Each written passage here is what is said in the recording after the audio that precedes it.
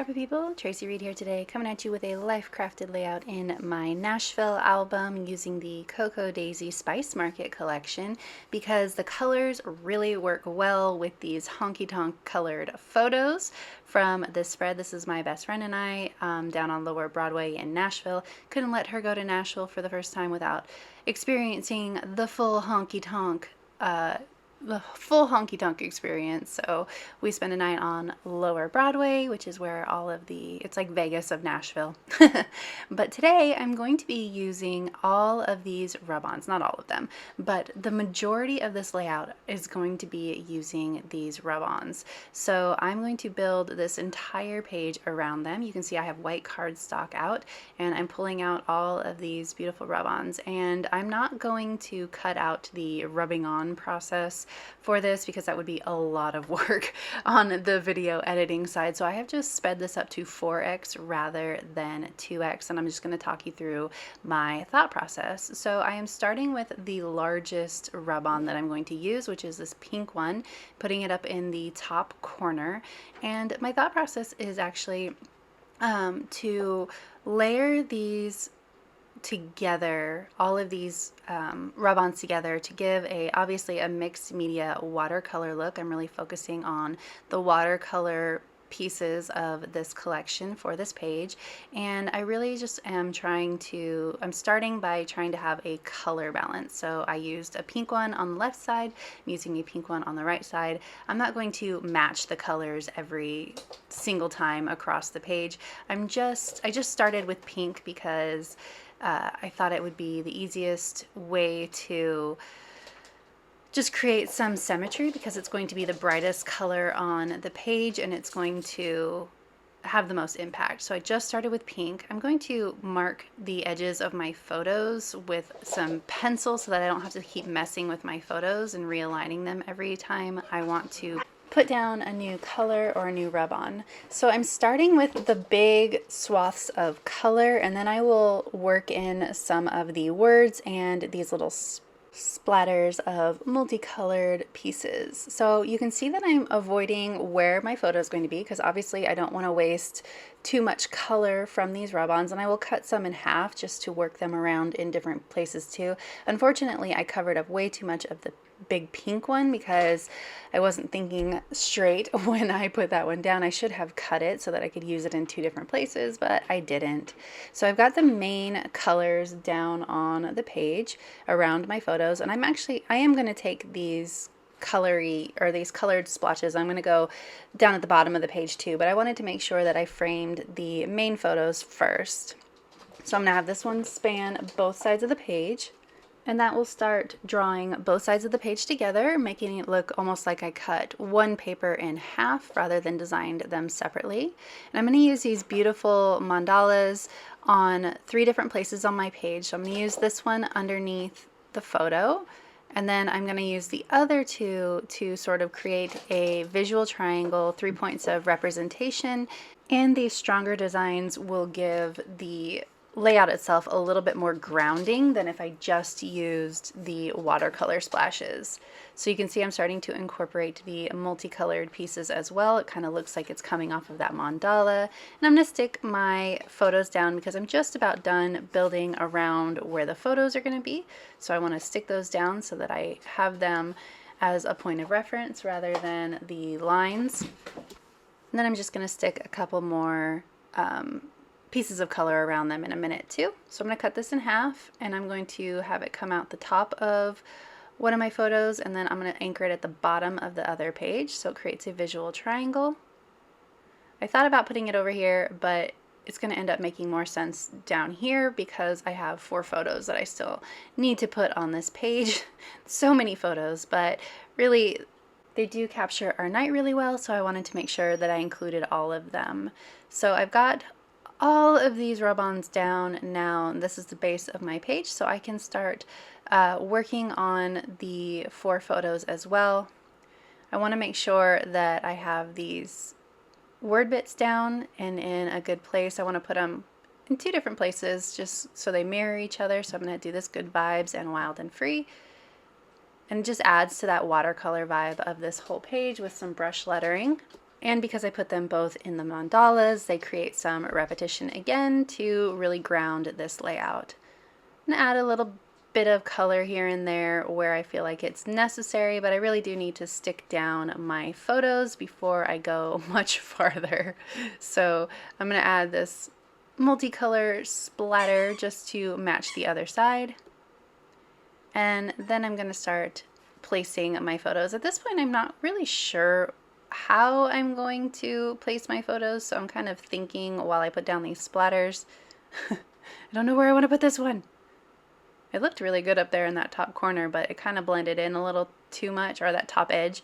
So I just decided to put it under the photo instead. So I'm going to actually take these photos, and initially I put them down in a straight line, but it kind of covers up the splatter that I made over there, and I didn't love that. It's actually going to cover it up a little bit more than I'd like anyway, because I didn't plan very well. But I'm going to arc these around the design at the bottom of the page. So we're going to go one down, and this one's going to be slightly higher, and then the one next to it is going to be in the same spot vertically, and then this one. And I actually decided to rearrange these photos because I didn't want to cover up too much of my bestie, so I'm actually going to put this one underneath her photo. You can see me trying really hard not to cover up that splatter, but it's useless. I'm going to cover it up no matter what. Just going to have to replace it. But I decided that I'm going to put the journaling down here underneath this, just a few lines. So I'm sketching out my lines to make sure that it's going to fit. And now I'm going to move away from or almost going to move away from the lines. I need to add in, or the rub-ons. I need to add in my title, and it's just going to be Down on Broadway. I'm going to pull in my ruler so I can get that nice and straight. I'm just going to frame this photo with it. I decided to go with yellow instead of pink because I thought it stood out more.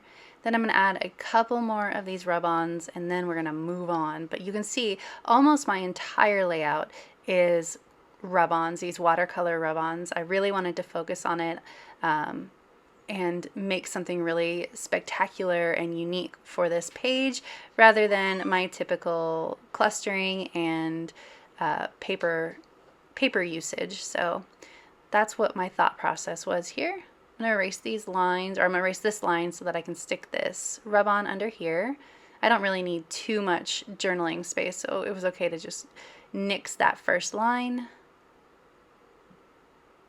because I really want to make sure that the watercolor looks nice and balanced around all my pages, or all around all my photos. So anywhere where there's too much white space, I'm just trying to remove that. Okay, so now I'm going to start pulling in embellishments, just a few here and there. And with the Spice Market kit, almost all of the, not rub-ons, the die cuts, there we go. Almost all of the die cuts are stamps or things that aren't layerable like this, but the chipboard is really layerable. However, I didn't want it to be chipboard because I was sticking it underneath photos and things like that, so I wanted to make sure that it didn't have too much texture. So all I did was rip the top part of the design off of the chipboard itself, so they became basically die cuts after that. And I'm just using a few really basic pieces from the chipboard set to kind of create some linear balance to all of this watercolor. So I'm using like the pennants and the patterned label bits just to create some solid lines underneath my photos for anchoring. So I'm going to put this blue one here, and then you can see down in that bottom right photo there's a woman in front of the band, and I really didn't want her face front and center on my layout, so I'm going to use this one to start covering her up a little bit and keep the focus on the band where it needs to be rather than on her.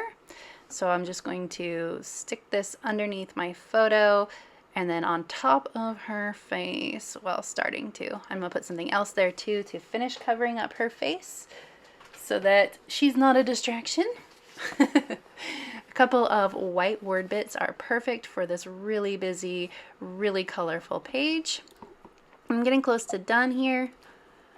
Just need to add in a couple of well, I need to add in my journaling, and then I'm kind of looking through and seeing if I need to add in anything else. I really don't. This page is really wild, but I felt like a couple of circles would work for this page just on top of my photos. Again, there was a lot of watercolor splotches, a lot of really loose designs, so I thought that these geometric shapes would help. So I'm going to repeat the circles with some enamel dots like I like to do, and it creates some nice color too. It helps me to add in some of the color that's missing in certain places. So right here, the photo was really pink, but I didn't have a lot of pink design behind it, so I added pink enamel dots. And then over here, I felt like I needed a little bit more blue because the photos on this side are more blue, but I don't have much in the way of blue design pieces.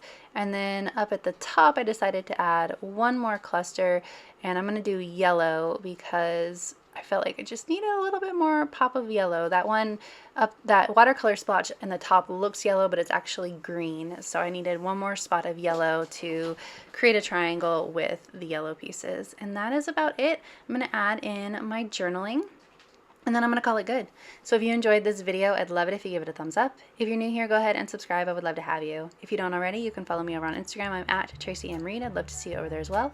There's a link to Cocoa Daisy in the description box below, and I will see you next time. Thank you.